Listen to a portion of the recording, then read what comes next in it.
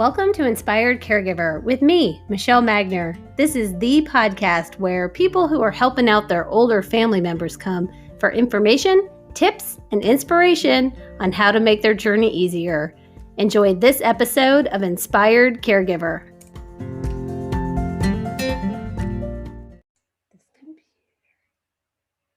Well, hello, Yana.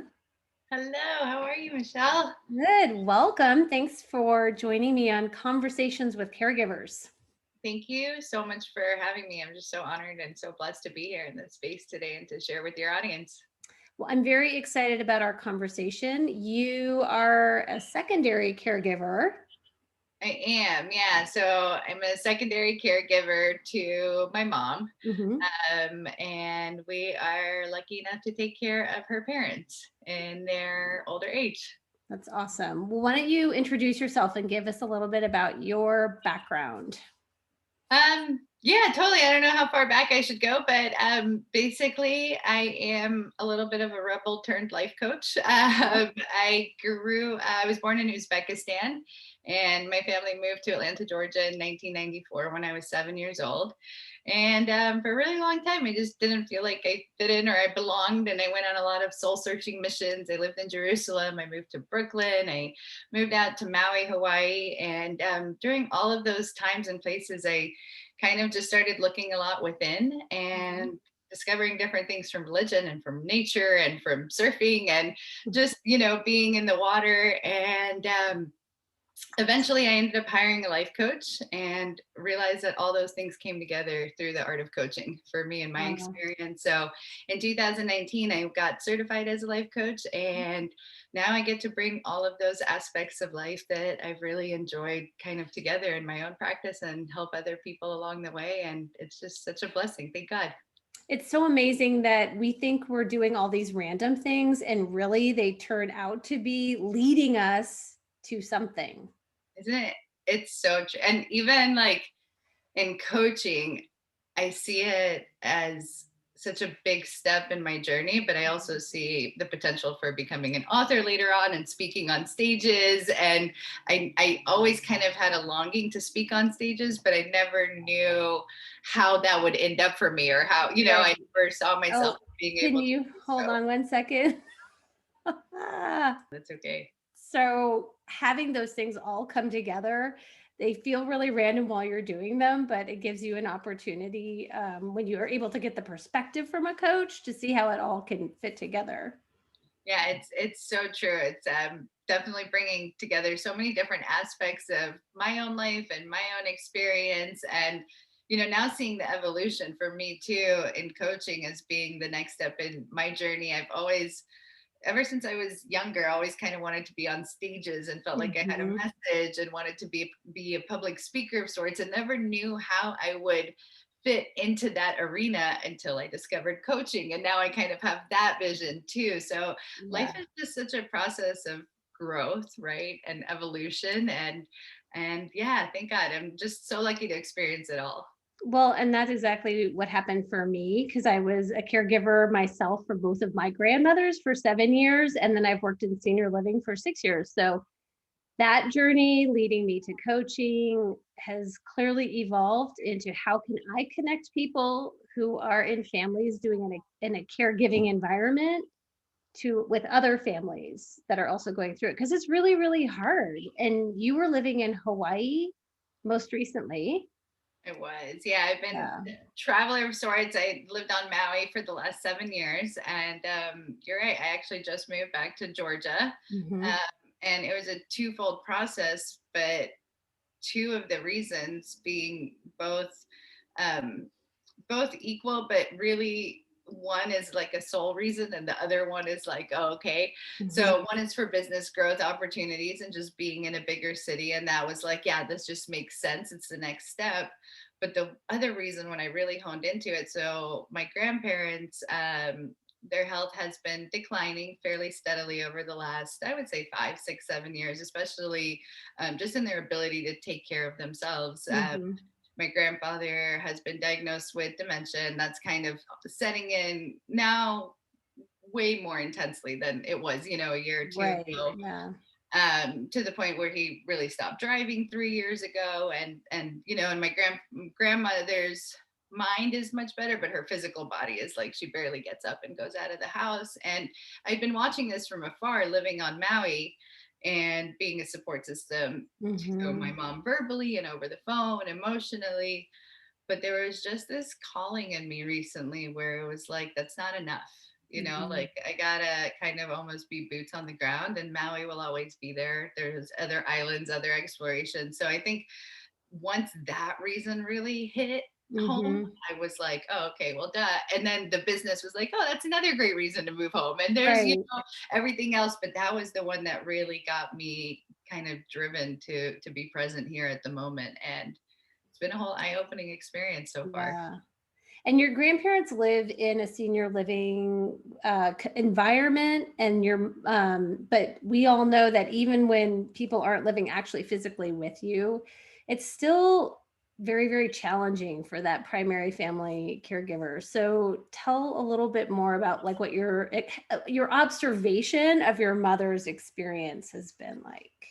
Yeah. So, I find this oftentimes with caregivers is we give all of ourselves Mm. almost to any project that's it. Yeah, My sure. mom is a great example of that all around. But yeah, so my grandparents live, basically it's like individual apartment housings, but for 65 and over. Okay. And they've been there for, I mean, for 12, 15 years now. So for a little while.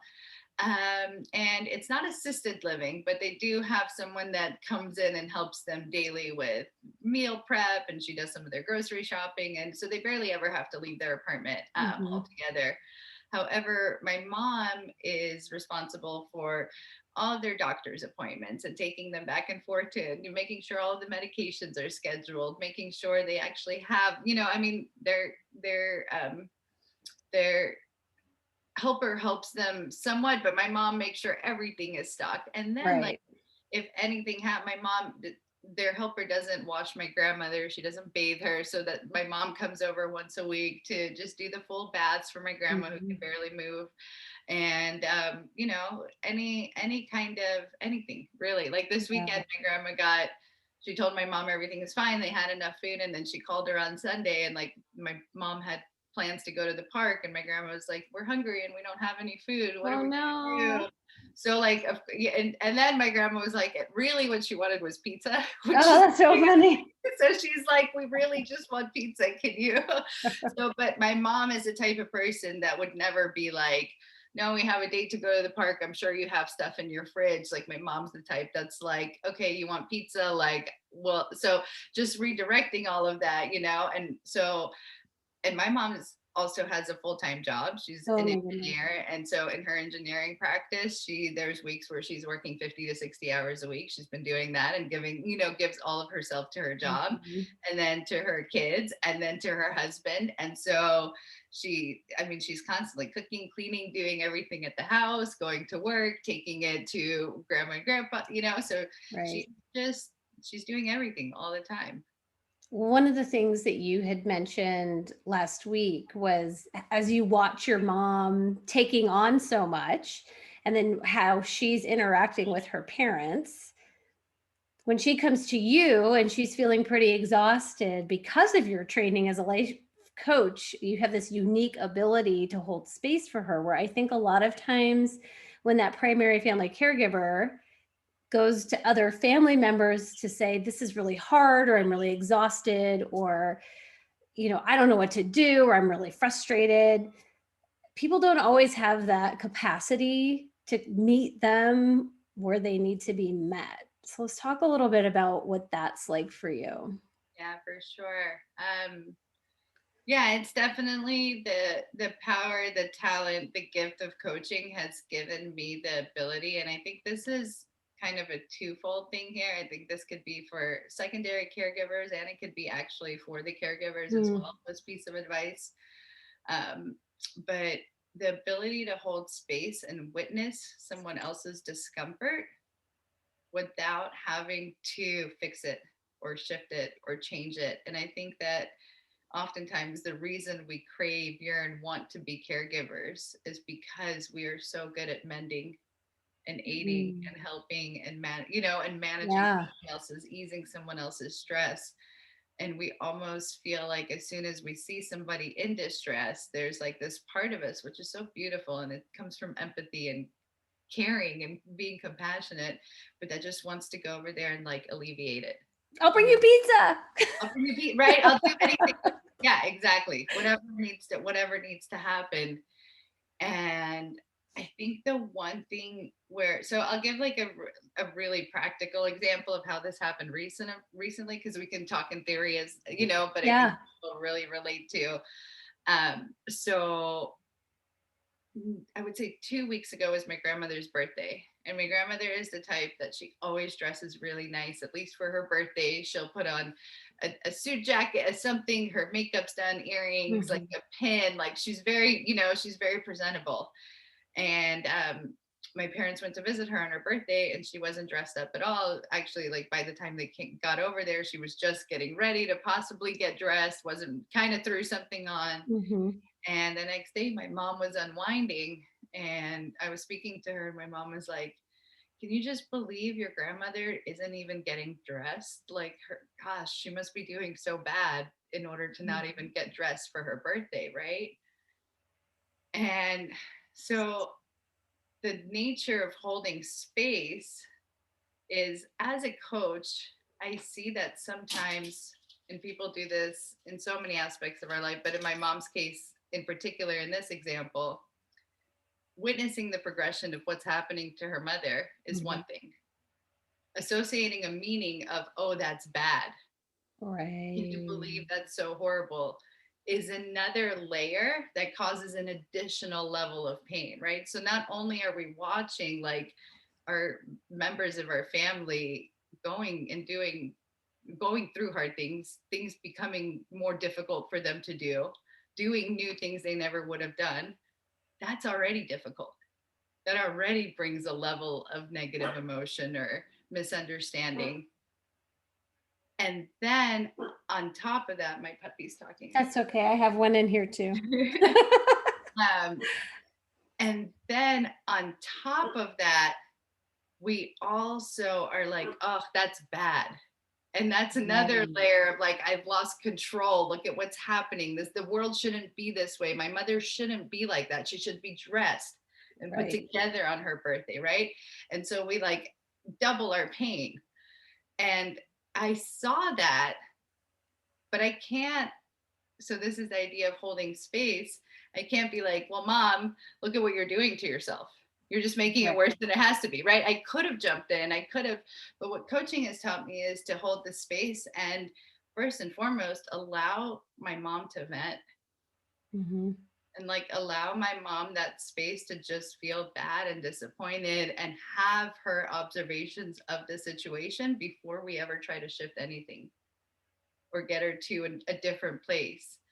And then what I did next was, after sitting with her and allowing her to vent, was really try to shift the question. Like instead of saying, see what you're doing, try to Right. lead her through questioning to discovering for herself that there was this twofold duality happening, And at the end of the day, we ended up discussing how, like, she was asking me, she was like, so when you go see grandpa and he just can't remember anything anymore, he asks you the Mhm. same question over and over, grandma's not dressed, she's like, it doesn't bother you? And I was like, 100% it bothers me, Mhm. but I don't let that bothersome feeling affect me in a way where it changes, like where I bring that stress home into my other activity. I feel Mhm. the fact that it's bothering me. I don't try to, I see that grandpa's losing his memory and I feel how, like, it's hard. It's really, really Right. hard to witness, but I witness it and I witness it fully. And I look into the world and I say, this is normal too. This is who grandpa is now. This is okay. And yes, this bothers me and that's okay. I don't have to fix it. I just have Right. to be with it, right? I just have to hold space for him to be that way. And that was a big shift for my mom. And doing that in a way that wasn't like, look, mom, there's a better alternative, Right. rather than like, I want to invite you to possibly see it this way. And I think we as secondary caregivers, have a really big responsibility to not put more additional stress Right. on our first caregiver, because they're already bearing usually the brunt of so much. So like if you're going to be the one that creates emotional space for your family members, maybe sometimes what they need is just the physical help. Hey, can you go run? Can you go do something? But if you're going to be there to support them emotionally, it's so incredible to be able to witness someone's discomfort, witness yourself getting uncomfortable Mhm. while they're having discomfort, and just letting that all be okay with love and compassion and curiosity rather than needing to change anything right away, which I think is actually like somewhat opposite to our nature as caregivers, Right. right? Yeah. You're right. I mean, we're kind of we start off as people pleasers, like we just want to help. We just want to make it better. And the thing about aging is not a diagnosis.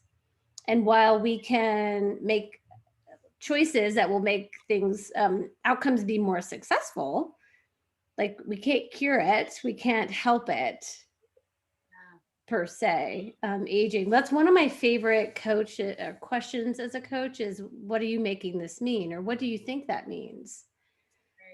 Right. So I love that you brought that into the conversation at the beginning. Like, so she didn't get dressed. Okay, so that's one thing, is to observe the change or the shift, and then to start thinking, well, what do you think that means, or what are you making that mean? And the thing is developmentally, we're taught that we have developmental phases through infancy into adulthood, but then there's this concept that once we've reached adulthood, that's it, we've plateaued. But actually, through my studies in gerontology, there's continues to be developmental phases. Right. And there is, people's interests change. It's very hard to see someone that you love who used to do something or enjoy something no longer enjoy that thing. My mother-in-law has dementia, and she's always loved our animals. And it was really hard the day that she came over and she was kind of like nudging the dog out of her way. She didn't really want it by her. So again, just observing, okay, there's a shift here. There's something has changed. And how do we just honor the change? Right. And it's almost, because I work with clients from all walks of life, and I Mhm. mean, and usually my clients are working on one of two things. I would say it's usually some kind of business project, business growth, new entrepreneurial opportunity. They've never done it before, and they hire a coach because all the stuff comes up when you start becoming an Right. entrepreneur. Yes. And most of us coaches are entrepreneurs, so it's like, oh, okay, they've kind of done that. Let me see what they know, right? Or the other biggest reason, which I actually find most of my people hire me, is because there's some kind of relationship in their life that they want mending with, that they want fixing with, that they Mm, want to better, that they want to strengthen. And um, maybe it's because I'm not like a big pushy business coach, that I get more of the relationship people, But yeah. to me, the power of relationships, relationship building, is just so exquisite, because I truly believe that when you have the right relationships in your life, when you can surround yourself with the right relationships, then all the other stuff kind of falls into place. Yeah. You're more likely to have the support to start your own business, and the confidence and the people cheering you on, right? You're more so that's kind of the focus in me. But whether my clients are coming to me for business opportunities or relationship opportunities, or in your case, whether they're coming to you to, hey, how can I be a better caregiver? How can I hold Mhm. space more? How can I self-care more while I'm a caregiver? Right.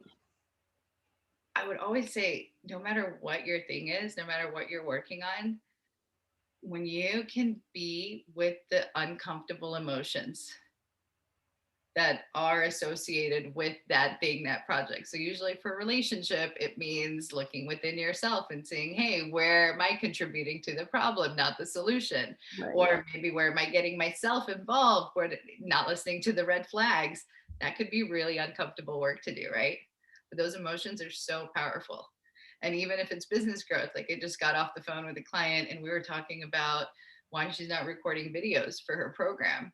It has nothing to do with the technical aspects. It's all about, well, when I have to, once I record it, people will see what my voice is like and they're gonna, right? So it's like, again, a confidence thing, but it's your really, and coming to and sitting with those negative emotions lets you see the underlying deeper thing, the bigger Mhm. meaning, how you can be an asset, not like a quick solution, not like a quick fix asset, but really, really impactful in the longer run to those around you.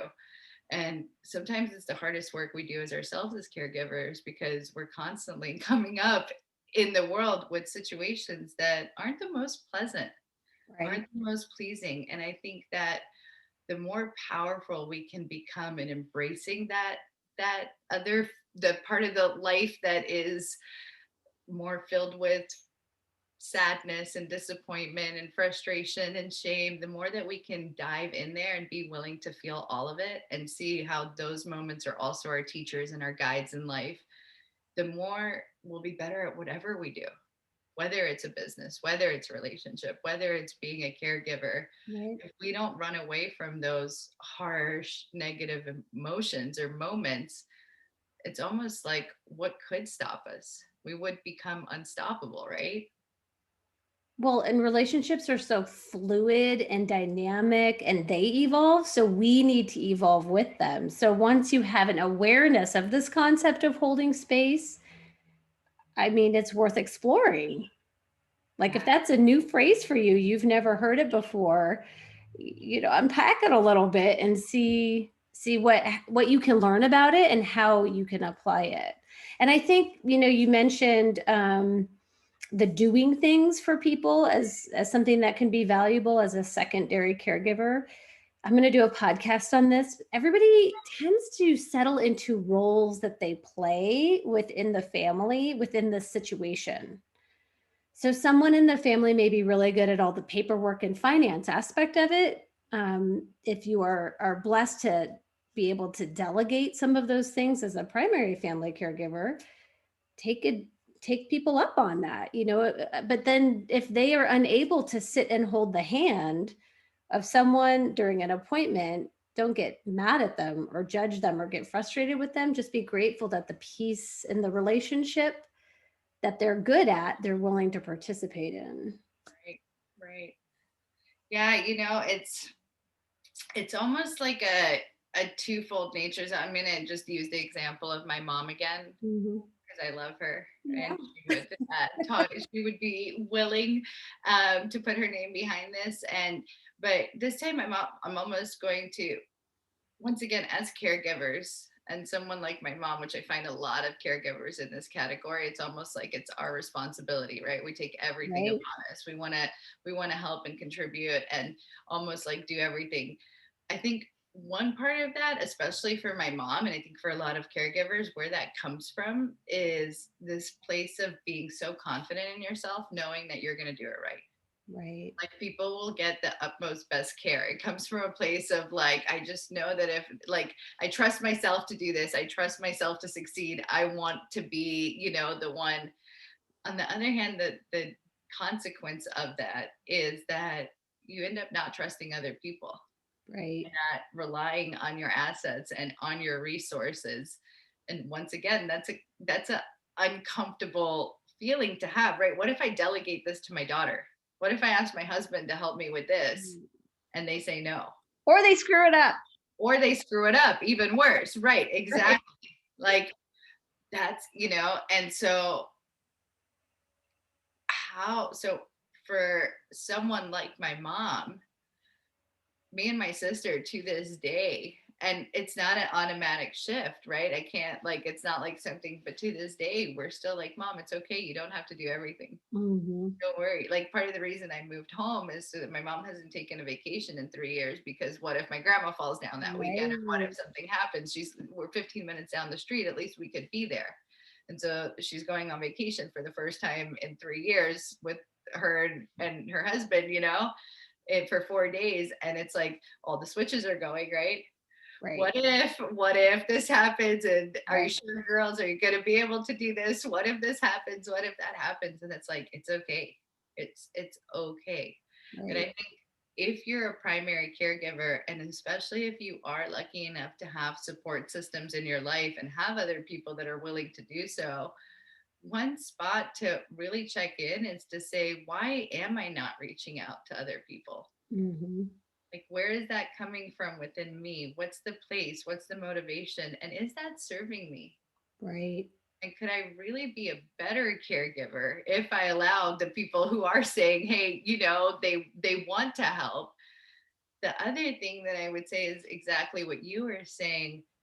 Me and my sister have extraordinarily different strengths and talents. Hmm. We both can do the other one's job, but it's not as enjoyable for each. So I love holding space. I'm the coach. I love sitting. I'm patient. So I'll go over and sit with my grandparents for an hour, and my grandpa will just ask me the same question every 5 minutes over and over. And I just answer it again and again and again. You're all in. I practice. I'm like, what's another creative way? Like I Right. make it like a fun thing. Like I have no expectation. This is what's going to happen. My grandpa's thing now is like, when are you going to have kids? So I'm always like, well, we got to talk to God. We got to find the husband. We got to, Right. like, how many different ways can I put it? But that's like his number one question all the time. My sister's like, I don't know how you deal with that. And I'm like, girl, you went to 3 stores, you picked up 4 different things that they had on their wants list, you drove all over town, you took grandma to the doctor's appointment, you filled out all the paperwork. I was like, I'd much rather sit in the same room as grandpa for an hour and listen to him ask me the exact same question over and over than go all over town doing all the to-dos, right? Both things need to be done. Right. But it's like, how do you plug in? So if you are that primary caregiver and you possibly have to, so like when the pizza thing happened on Sunday, thank God my mom's learning, but she had other projects and she had stuff for work and food to cook for the house. So she asked me if I could pick up a pizza, and I could not because I had clients that day. So then Mhm. she went to the next, like then she went to her, you know what I mean? But Good for her. totally learning, and we were able to manage, and they were able to get to the park, and it was no big deal, Yeah. right? But you at first it's like that instant reflux of like, first it's like, okay, let's retrace our whole conversation. Oh my gosh, this happened to grandma. Can you believe that she told me she had food and now she needs pizza? I can't believe this is happening, right? Like, all the flags going off. Yeah. I feel the discomfort in this. That's okay. This is grandma. This is who grandma is now. This is where she is. Holy moly, I got to take care of everything. I can't. I already have other things to do, right? The next train of thought. Right. So, and then it's like a choice. Am I going to go take care of this now? Or am I going to see what my resources are? Or is it even appropriate for me to hold space and say, you know what?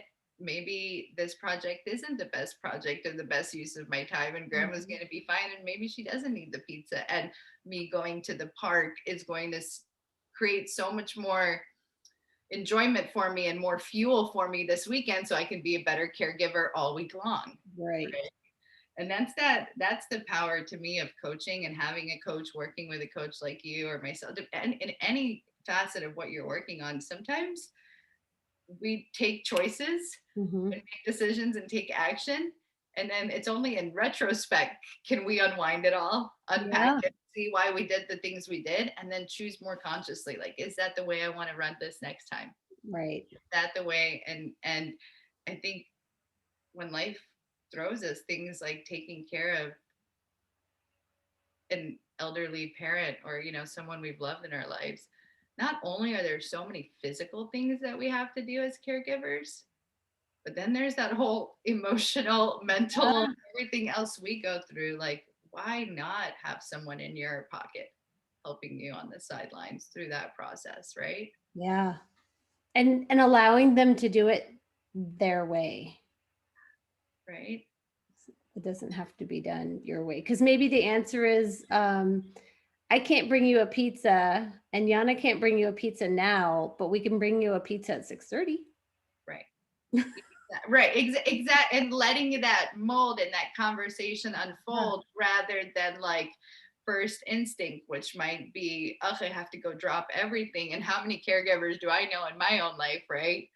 Let Mhm. me just drop all of my boundaries, all of my projects, everything that I had going for today, because I have, it's out of, it's almost like, it's something that's really hard for me too, because I was working on it with my coach today, but I still have this complex of like, oh, I have to save the world. I have to make the world a better place, Yeah. right? Versus, no, the world is beautiful and exquisite and wonderful and mystical, and I don't understand it all. And if I look at all of history and humanity, there's never been a time where the world has been perfect. There's Ah, always, right? Like we've always, great. so maybe I should just settle into the world the way that it is and still make it a great world, still contribute, still take positive action, but I don't have to run anywhere to make anything perfect. I just Right. have to do my best today, right? It's kind of like that's, if anyone has coaching for me on that one, that's what I'm working on. Well, and that's how it is as a caregiver, and that's how it is as someone aging.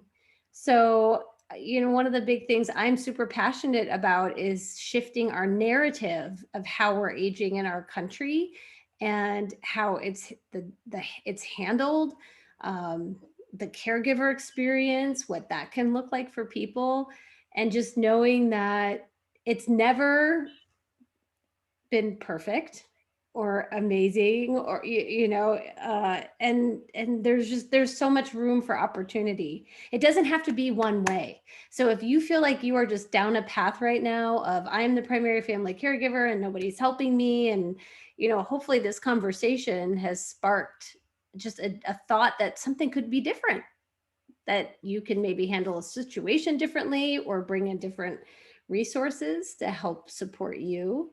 um, like there's almost no rule book. It's like there's no rules on how to do this. Right, right. You know, it's, yeah, one of the other clients that I find myself working with a lot is parenting relationships. As I Mhm. was such a rebel in my teens, I actually don't have kids, but I find that I'm such a great intermediary between like teenagers, especially, and especially rebelling teenagers and their parents. Because now I'm a life coach. Now I'm totally on the other side. Yeah. Like now I help and mentor youth, but then on the other hand, I totally get what they're going through and whatnot. And I always tell my parents, like, y'all, nothing has gone wrong. Like, there is no parenting manual. And yes, there's 100 million parenting experts, and they're all going to tell you that they figured out a way. But I've read so many of the books, and what's in one book is contradicting the other. And everyone Right. has a philosophy, and what we did years ago is not the same thing that we're going to do tomorrow. And it's not the same thing we're going to do 100 years from now. And I That's think that's the evolution, right? It's the best thing that we can be an expert in is our own experience.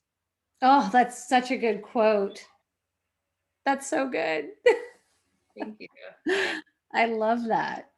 Well, there is no caregiver manual. And I think that we're going to get back to a more intergenerational experience. There are other cultures that continue to embrace that philosophy, but the way things have shifted in America is when people spread out and took to the suburbs, it really started to fall just on one sibling, Mhm. and one, potentially, like I was the grandchild that I didn't feel like it fell on me. It felt like a blessing for me. But I just think it's really great that you were able to move back to be with your mom and your grandparents. And what a joy for you, though, to also be participating in this phase of their life, even Right. though it's hard.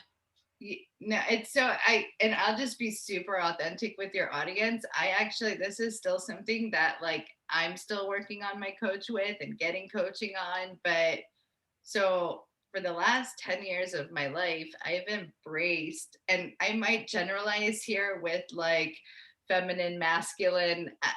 I'm talking about energies or kind Mhm. of ideologies. I do believe that women have masculine energies and men have feminine. But just you'll see what I'm talking about. I have been living on my own successfully out of the house, earning great income, doing my thing. I mean, I lived in Maui on my own. I run my own business. I'm doing the jam thing. I'm totally in this feminist movement of Yeah. empowered women living by themselves, having their own jobs. I don't need a man holding it down, right? Right. And now I just created this shift where I moved home, and I knew that initially, like, okay, I'm going to move into Atlanta and I'm going to settle in with my folks. And 3 months or so, they have a huge house. It's Mhm. the house I grew up in when I was in high school. There's plenty of room. And then I was like, but it's my family. I'm a grown woman. I'm a Uh-huh. businesswoman. I know how to pay my bills, right?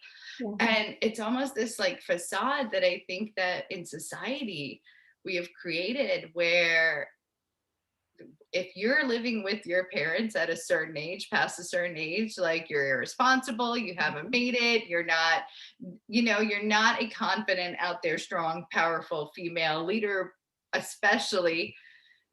And if you're a man, that's even way worse, right? Right. But there's movies about it. Right. There's so many movies about it.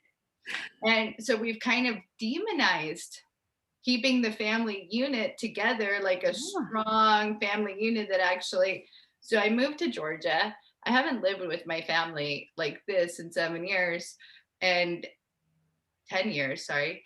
And I've been on Maui for 7. And I was like, I'm going to move out. And I want to be half an hour down the street in the city. And now I'm like, I don't want to go anywhere. And my mind is like, because this is the coolest thing. I have the coolest relationship with my family. I love it. My sister is in college in Blacksburg, Virginia, but because of COVID and other stuff, she's been spending a lot of time at home this semester. Yeah. Most of her classes are online. So we're like this one big, I mean, it's just 4 of us, but it feels like a Brady Bunch family. We're also Yeah. supportive. There's always someone. And I'm thinking about it, and I'm like, up until like the 50s, 60s, 70s, like it was so normal for families to stay together, and it's not like. And so we had a whole conversation with my mom. I was like, you know what, I might stay a little bit longer, but I'm gonna pay rent, like I did like, this is not a free for all. I want to Right. contribute. I'm gonna buy groceries. And she was like, yeah, and you're allowed to have friends, like treat this house like your house, like you're a grown adult, Right. setting those boundaries. But then in the back of my mind, I'm like, wait, what are people going to think about me? I'm Yeah. 33 years old and I'm living with my family, like, Yeah.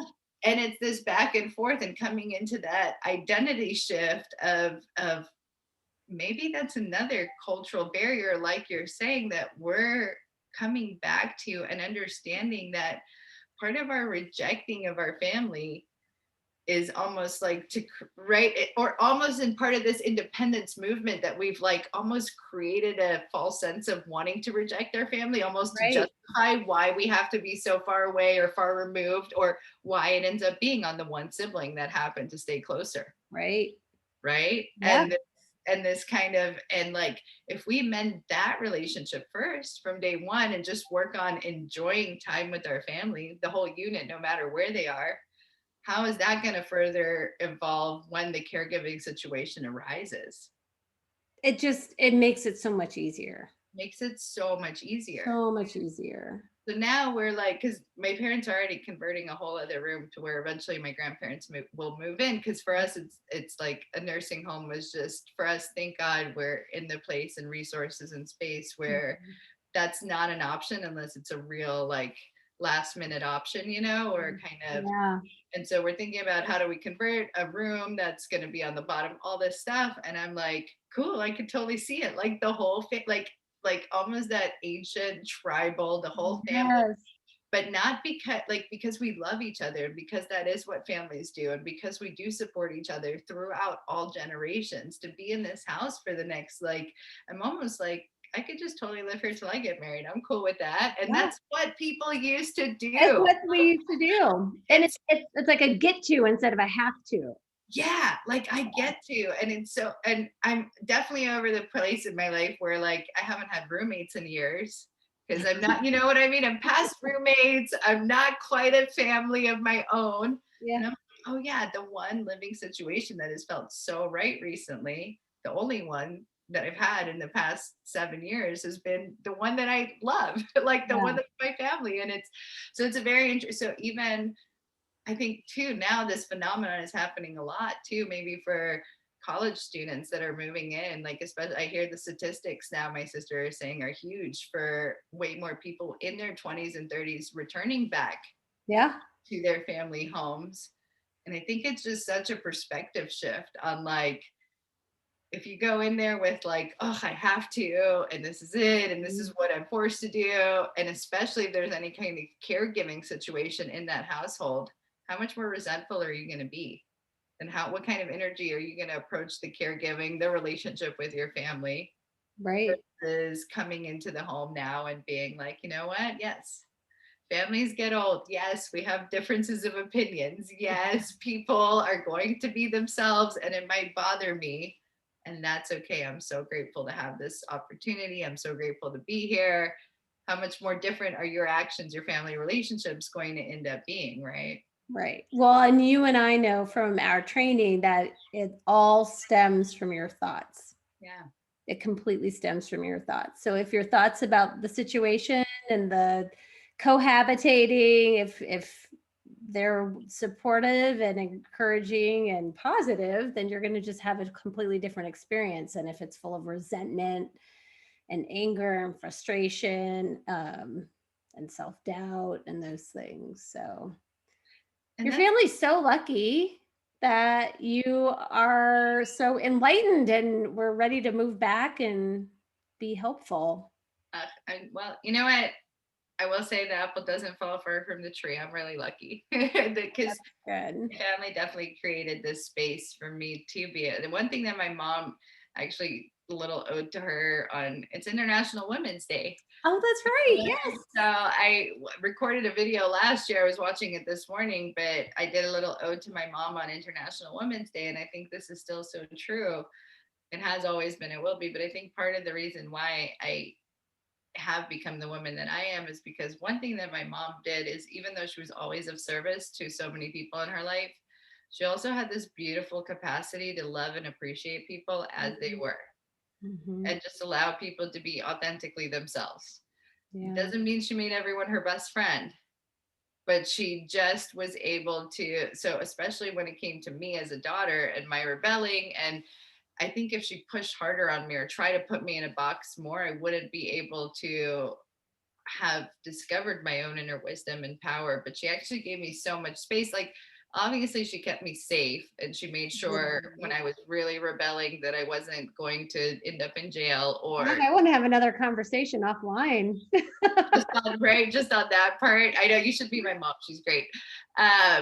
But what she did was always like, okay, cool. You have an art passion project. Great. You want to do guitar lessons? Great. I mean, for my graduation present, she sent me to, I graduated high school. I went to an alternative high school. Great. I graduated half a year early. I found my thing.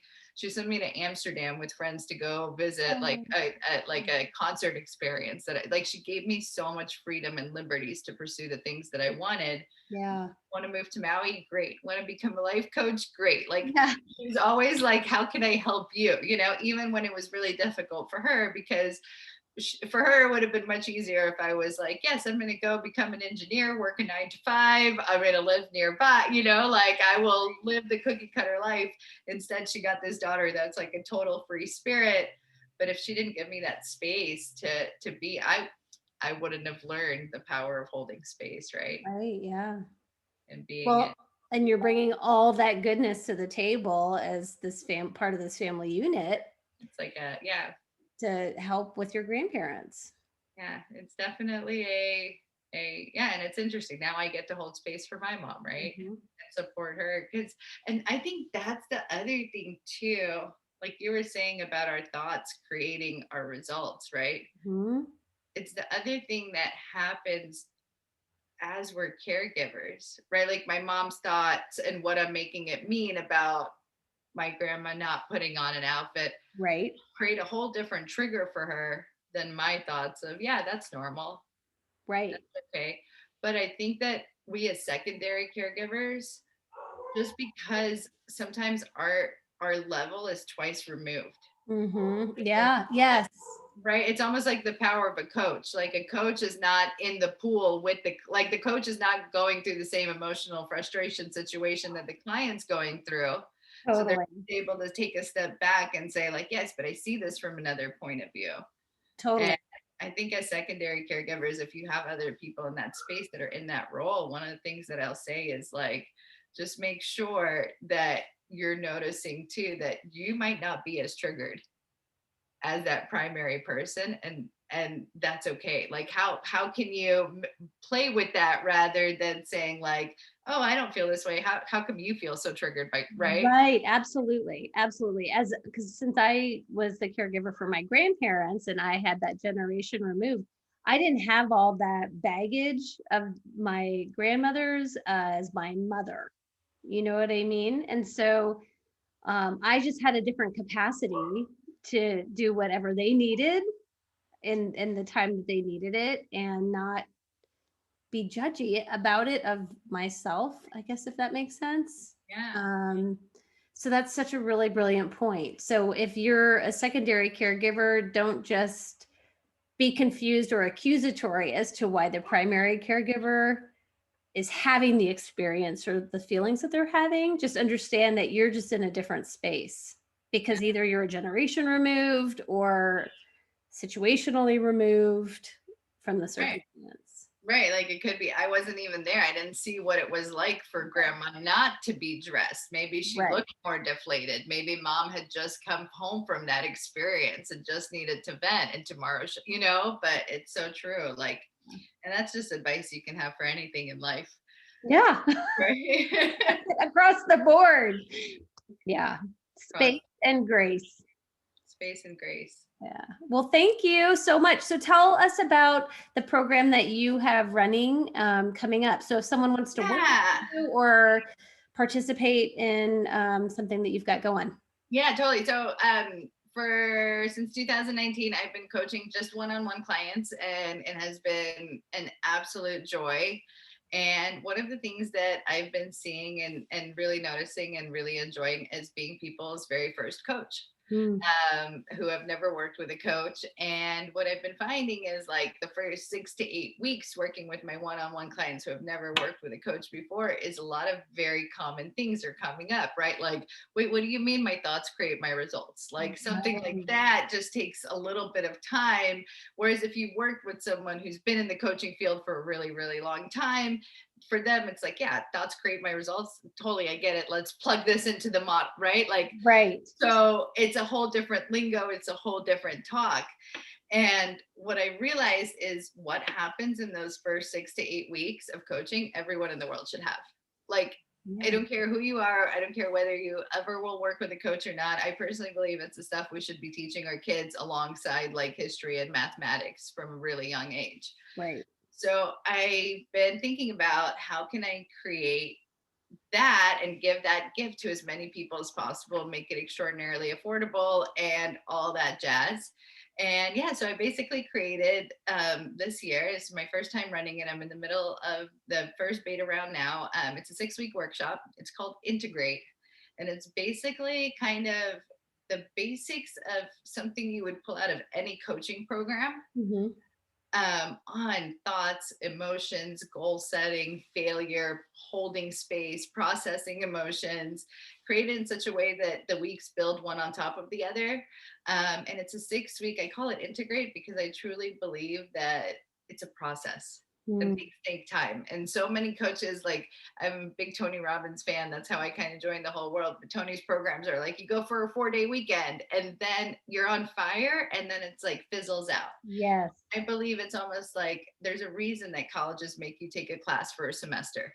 And so these basics, and we kind of build them on with, so it basically has pre-recorded 3 weekly classes that are just drop in. You can watch them anytime throughout the week. Those have worksheets and journaling exercises and prompts that I teach all of my clients to do, but that are just available to you to do anytime.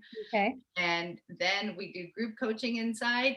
And as I'm running this program, I really want to learn like how can I edit this and alter this to, so I'm not rolling it out officially until next year. So as I'm doing these small little beta launches, I'm also offering 3 one-on-one coaching sessions with me during that time too, to supplement the Amazing. experience for people. And so I can really see, like, if I miss something in the program, I want to make sure you get it. So as I'm doing that, so it's basically comprehensive. It has the teaching, the classes, the modules. It has the group coaching experience. So you know you're not alone. You can Mhm. interact with other people and see that we're all going through the same thing in different facets or ways or another. And the final part of it is to really have that one-on-one coaching experience, to where if you do have something that's really vulnerable or you don't want to share in a group aspect, I've got you, and I'll be there to help with that too. So yeah, that's going to be my next group is starting. I think it's going to be late April, mid to late April, but Okay. the information for that is on my website, yanadashevskycoaching.com, and there's a little tab that says integrate, and you can get in touch with me there and sign up for a little discovery call to see if the program's a good fit or a match for you. I just want to make sure that it's the right fit for everyone that signs up. So we do have a little 30-minute one-on-one pre-call, absolutely free, just so you can meet me, I can meet you, and we talk about all the things. And yeah, so that's what's going on. And if you know you're like, oh yeah, I love coaching, I want coaching, then my one-on-one coaching package would probably be the better aspect for my other offer, which is overall my favorite work is Well, just one-on-one clients. I love it. I love this and I love what you've put together because I think a lot of people may be intimidated by the concept of coaching. So to have a program, a workshop that's almost, it sounds like coaching 101, just and I'm telling you, the transformation that people are going to get in that with you from just those 6 to 8 weeks, like you said, everybody should have it. Yeah. Everybody should have it because it's the fundamentals. That's yeah, and I've also included a whole time hack seminar in there too. It's like a extra master class for how to become an intentional planner and use your time to your advantage. There's a whole goal setting aspect on it for when you want to set goals. And then one of my personal favorite things, but this is like bonus stuff, is so I lived in Jerusalem for a year. I Mhm. love Jewish mysticism and Kabbalah. And to me, the Kabbalah is like personal development 101. So the last part of the program, I actually teach like 3 little classes that are my favorite lessons in Kabbalah on spirituality and oneness and even our emotional body according to the Kabbalah. So we get into Jewish mysticism. So it's like it's really my heart just pouring out, and I want to give it to as Yes. many people as possible. So yeah, the cost Mhm. will never be more than right now it's 180. I think the next round will probably be 250, and I don't think it'll ever be more than 360, because I just It's so much value though. I mean, yeah, I just wanted to, like, I was like thinking like I need people to invest, I need them to put something down, so it's not, I almost want to make it for free. So I was like, what's the line where I feel like I spent a lot of money on dinner? yeah. Like going out Yeah. to eat Yeah. one, and I was like, $250 is like a lot of money if I'm just going out by myself. Like I really treated myself. I was like, Yeah. okay, that's going to be the range of what I want the program to be. So like, you feel like there's investment, there's some, but it's not like anything like more than a nice dinner that you can give to yourself. Well, I'm telling you, if someone's listening to this 10 years from now, first, I agree, you got to have some skin in the game, but it's so scalable, right? That value ladder. Yeah. So if they go to your website and they see that this is now a $2,500 course, just don't be surprised because there's so much value. Right. Well, I really, my mission with it actually is to like, I almost one day, the way that I see it is almost, I wish I could have it be a phone app for 299 that you Yeah. could pay monthly or something, Oh, to where you could have like coaching at your fingertips. Like yeah. the way that I see coaching now, the power of coaching, I seriously think it is not the solution to, but like the space, the bubble, the container that you can go to discover your own solutions basically Mhm. to any problem that might come into your life. Your Yeah. coach is just holding that space. So it's like coaching isn't going to solve anything for me. It's just going to help me get to where I want to go like 10x, way Right. faster, more confidently, more happily, with more joy. And if more people in the world are doing that, like that is a better world. That is Yeah. a like And if we we're are solving problems that way. right, like Yeah. how if we are not, if we're living in a mindset of helping each other and abundance, if we all are walking around feeling abundant, confident, willing to give, compassionate, like our cup is full and Mm. runneth over, like we can eliminate so many of the world's problems without even trying to focus on the problem. Right. Yeah. Right. I So, love that. yeah. Well, thank you. Thank you. This was so fun. I am so grateful we connected, Yeah. and thank you so much. I can't Well, wait. and join us on Clubhouse, right? Tomorrow, yeah, tomorrow, well, Tuesdays at 11 that's another thing I have. Tuesdays at 11 a.m. Eastern Standard Time. Mhm. Every single Tuesday. I have a room called Ask a Coach Live. So Yeah. you can follow me on Clubhouse at Yana Dashevsky. And it's basically a space you can come into to experience the power of coaching. You raise your hand. There's always a panel of coaches that are willing to coach you on life, love, business, anything else. So if you're like, I'm not sure, what can coaching do for me with this problem? Come to Ask a Coach Live and let us show you. Beautiful. Well, thank you.